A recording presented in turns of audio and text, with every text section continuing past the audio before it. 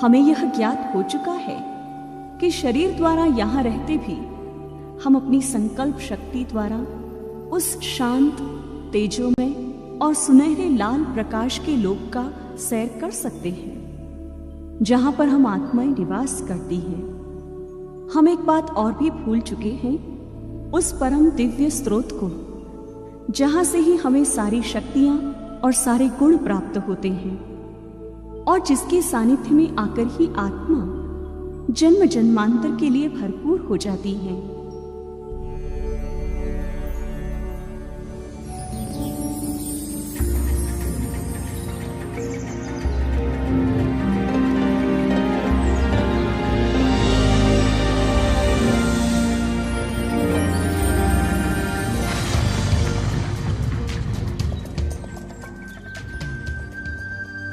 तुम मुझे कई नामों से पुकारते हो, गॉड, परमात्मा, जेहोवा, अल्लाह, शिव, शंताई।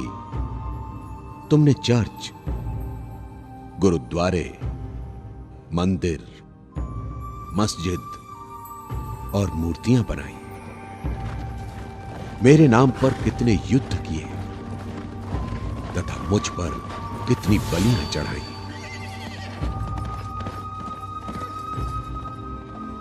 तुमने मुझे कण कण में कह सर्वव्यापी बना दिया। जब संकट और दुख की घड़ी आती है तो तुम मुझे याद करते हो और सुख के दिनों में भूल जाते हो।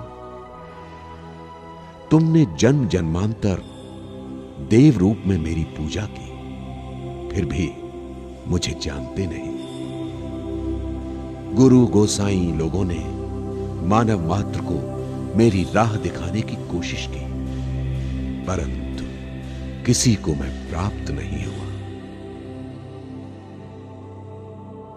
मैं ही तुम्हारी माता और मैं ही तुम्हारा पिता हूं।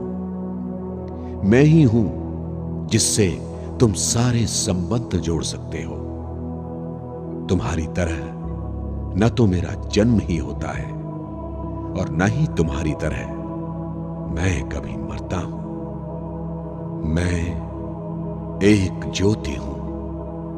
मेरा स्वरूप अति सूक्ष्म बिंदु के समान है, जिसे स्थूल नेत्रों से नहीं देखा जा सकता।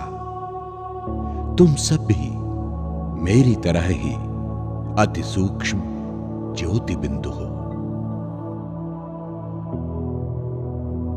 मेरा धाम शांति धाम है, जहां सर्वत्र शांति ही शांति है। एक समय तुम सब भी उसी सुनहरी दुनिया में मेरे साथ निवास करते थे।